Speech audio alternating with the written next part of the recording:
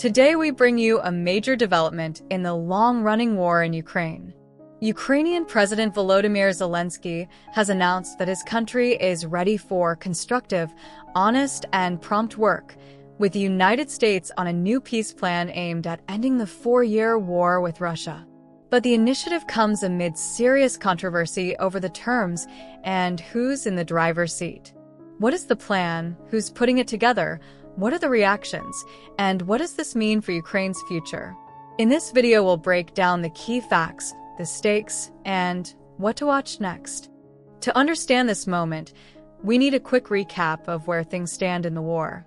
Since Russia's full-scale invasion of Ukraine in February 2022, the conflict has cost tens of thousands of lives, created massive displacement, and devastated large swathes of Ukraine. Over the years, Kyiv has sought Western support, including from the United States and European allies, both militarily and diplomatically. At the same time, Russia has pressed its demands: territorial control, recognition of its gains, and immunity from future Western alliances. Previous peace proposals and ceasefire talks met heavy resistance from Ukraine and its supporters, who insisted any deal must preserve Ukrainian sovereignty and not reward aggression. Here's where the story takes a new turn. A draft peace plan, reportedly developed by the United States and involving Russia, has been delivered to Kyiv. The plan is believed to be a 28-point framework. Key elements reported include Ukraine possibly ceding parts of the Donbas region to Russia and recognizing Russian control of occupied territories. Ukraine agreeing to limit the size of its armed forces, for example, reportedly reducing to 600,000 troops. Ukraine abandoning its bid for NATO membership and limiting long-range weapons, according to leaked details. The Guardian. In return, the U.S. offers robust security guarantees for Ukraine, though the exact wording and enforceability remain unclear. When U.S. Army Secretary Daniel Driscoll met with Zelensky in Kyiv, Zelensky stated that Ukraine had received the draft and his teams, Ukrainian and American, will work on the points of the plan to end the war. Zelensky's exact words via Telegram: "We are ready for constructive, honest, and prompt work." He also indicated a discussion with U.S. President Donald Trump is expected in the coming days. So while Zelensky did not immediately sign on to all the terms as publicly revealed, his readiness to engage is the headline. This initiative has elicited strong and mixed responses from multiple sides. From Ukraine's allies, European leaders were not fully consulted in drafting the plan and have pushed back. For example, France's foreign minister said, "Peace cannot be a capitulation." They fear the plan may reward Russian aggression, undermine Ukraine's sovereignty, and bypass European security architecture.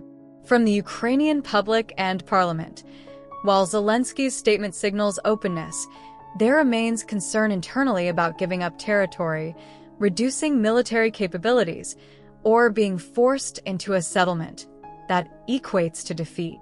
Some officials have labeled leaked terms absurd. From Russia and the Kremlin.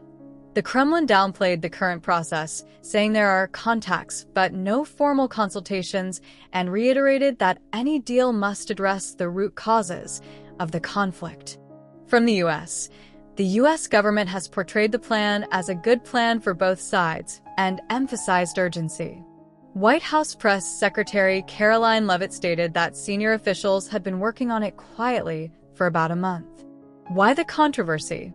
Because the plan appears tilted in favor of Russian demands: ceded territory, limits on Ukraine's armed forces, recognition of Russian gains.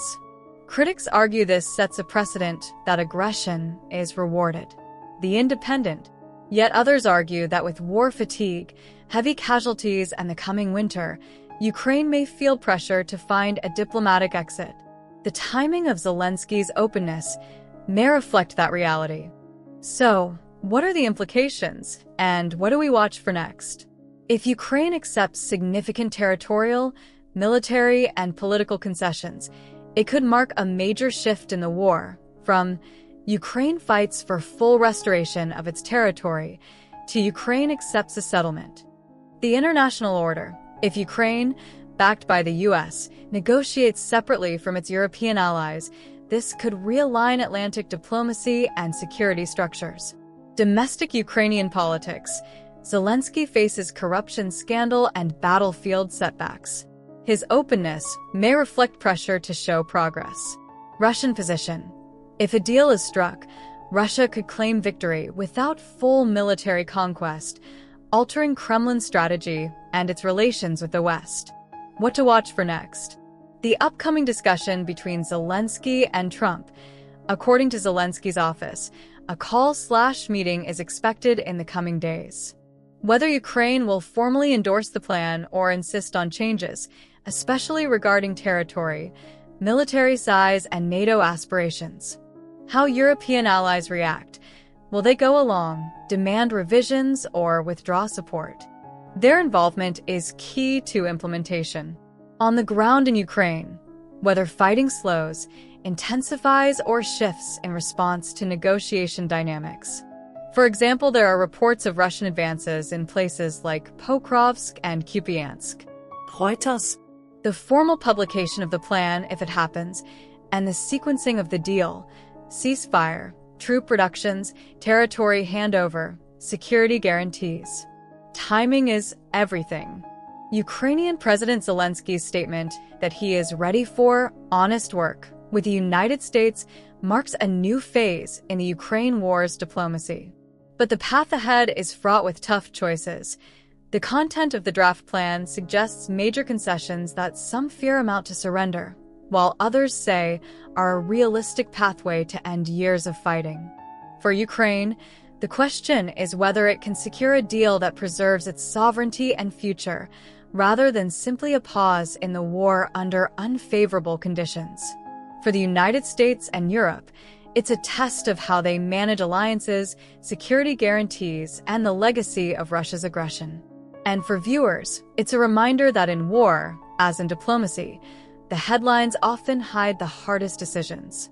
We'll continue to follow this story closely, so hit the subscribe button and ring the bell to stay updated. Let us know your thoughts in the comments. Do you think Ukraine should accept a deal now, or hold out for full restoration? We'll see you next time.